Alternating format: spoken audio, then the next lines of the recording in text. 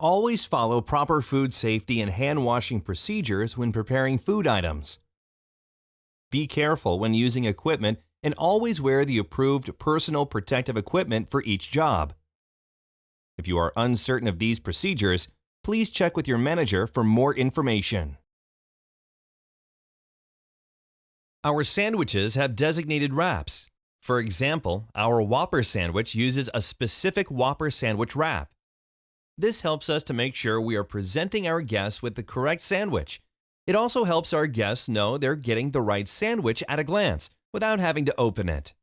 Most of our wraps are multi-use, meaning they have more than one sandwich choice on 2 or more sides, like the Whopper sandwich wrap, which is also used to wrap the Whopper sandwich with cheese. Each wrap has standard build icons that display the ingredients of the sandwich and sometimes the numbers 1 to 12. The icons are listed on the wrap in the order they are applied to the sandwich. The numbers 1 to 12 represent the numbers on a clock, which are used to mark hold times. Marking wraps with the correct hold times are important for consistent quality.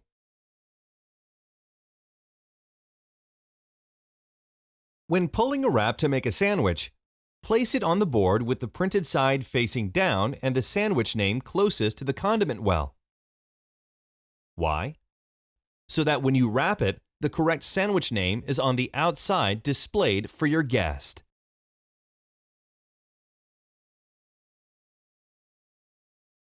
The center of the wrap is what we call the target. This is where you'll place the heel of your sandwich. When you are building the crown, you want to place it above the heel.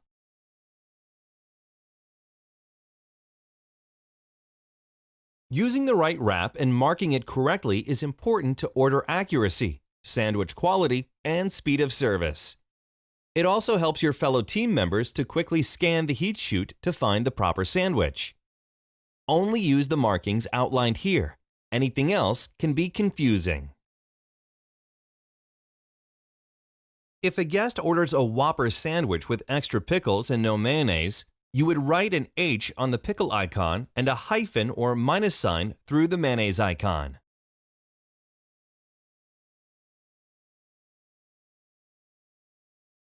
H stands for heavy or extra. So how much more does that really mean? It means 50% more of the ingredient. So let's say a guest requests extra pickles on their Whopper sandwich. The standard build comes with 4 pickles. 50% more would mean they would get 2 extra pickles. That means you would place 6 pickles on the sandwich. L stands for light, which means the guest requested light on the ingredient. So the guest will receive 50% less of that ingredient. So let's say a guest orders a Whopper Jr. sandwich light on the pickles. The standard build comes with 2 pickles. 50% less means they get 1 less pickle. That means you would place only 1 pickle on the sandwich. What do you do if a guest wants a sandwich with only 1 ingredient? Let's say a hamburger with ketchup only. You mark a circle over the icon of that ingredient and only place ketchup on their hamburger. What if a guest orders a plain cheeseburger? Draw a line through all condiment icons. The sandwich is prepared with a bun, meat patty, and cheese only. If a guest requests their sandwich to be cut in half, mark the wrap with a half in the blank circle. You will need to pull 2 pieces of wrap when wrapping their sandwich. When preparing a sandwich that will be cut in half, you should mark the second wrap with the discard time, special requests, and half. This will be the wrap on the outside that holds the cut sandwich. Marking this wrap is important as it is the one visible to team members and the guests. Set the marked wrap aside. Then prepare the sandwich on the unmarked wrap. Wrap as usual and cut it in half. Be careful so you don't crush the sandwich while cutting it. Place the wrapped cut sandwich on the marked wrap and wrap the sandwich again.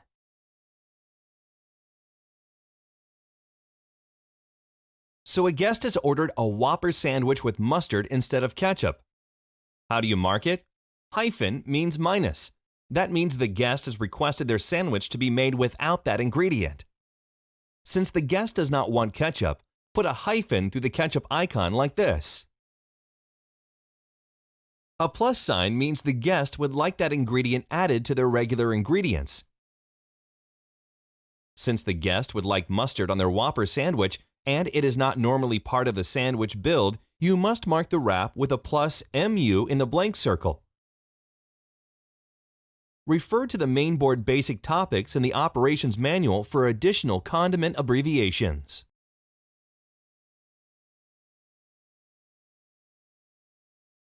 In some countries, there are sandwiches that don't have a designated wrap. In those cases, you will mark a letter that represents that sandwich in the blank space on the wrap.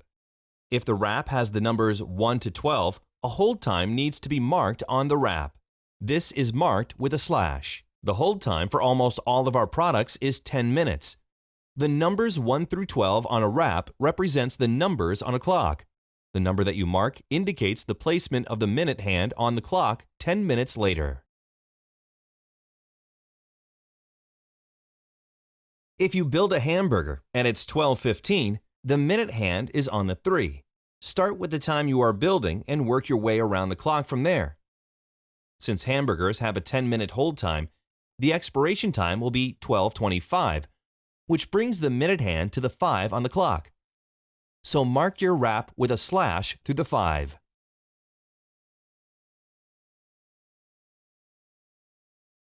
It's very important to note, if a product has a hold time, always mark the hold time, even if the sandwich is going to be given to the guest immediately. We want our products to look good when they get to our guests. Here's how to wrap our regular and long sandwiches. First, fold the front edge of the wrap, the edge closest to you, over the sandwich. Then fold the back edge of the wrap, the edge closest to the condiment well, over the front edge. This is how we keep the sandwich name visible. Fold the open ends of the wrap into a box fold. Then lift the sandwich and tuck the ends of the wrap underneath.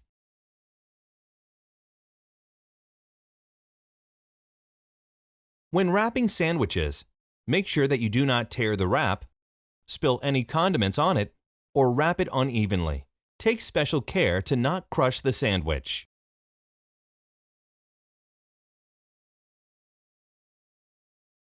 When wrapping a sandwich, take the time to do a good job while staying efficient. Once you get the hang of it, you'll be able to build up speed. That's a wrap. Depending on your region, our hot and crunchy French fries are served to guests in either bags or cartons. Choose the size of bag or carton that the guest ordered, then fill it. When preparing to fill a bag of French fries, you should place a bag in one hand and the fry scoop in the other. Then place the fry scoop funnel fully into the bag to open it.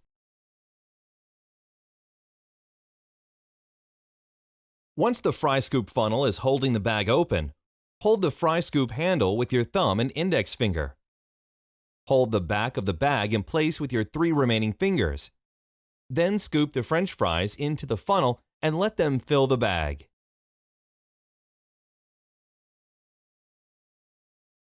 When filling a carton of French fries, hold the carton in one hand with your thumb in front of the carton and fingers at the back for stability.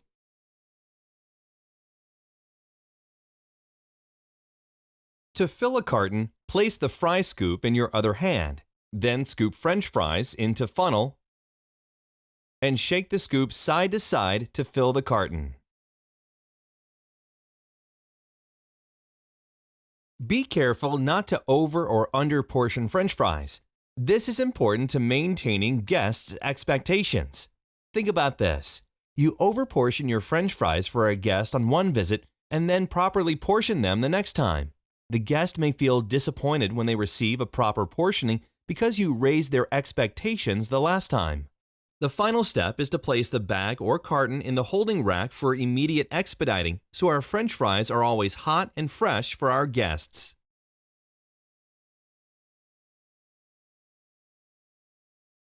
Cooked onion rings are served to guests in designated snack bags. Mark the bag appropriately. Ask your trainer for detailed information.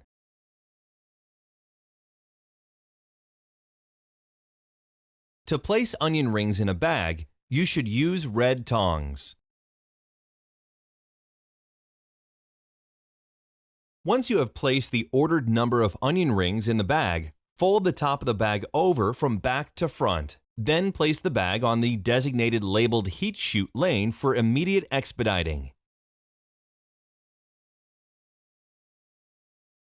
Our chicken nuggets are served to guests in bags and cartons. Start by placing a bag or carton on the board. If using a bag, mark the bag with the appropriate hold time. Ask your trainer for detailed information. You'll mark cartons after you fill them. So, next, use red tongs to place the ordered number of pieces neatly in the bag or carton.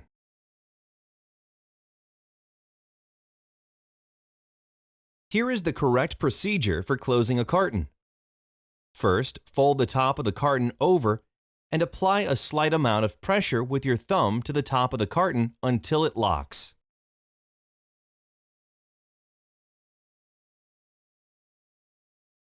Once the carton is closed, mark it appropriately. Ask your trainer for detailed instructions. If using a bag, place it in the ribbon rack on the bagging station. Place the closed carton on the designated labeled heat chute lane.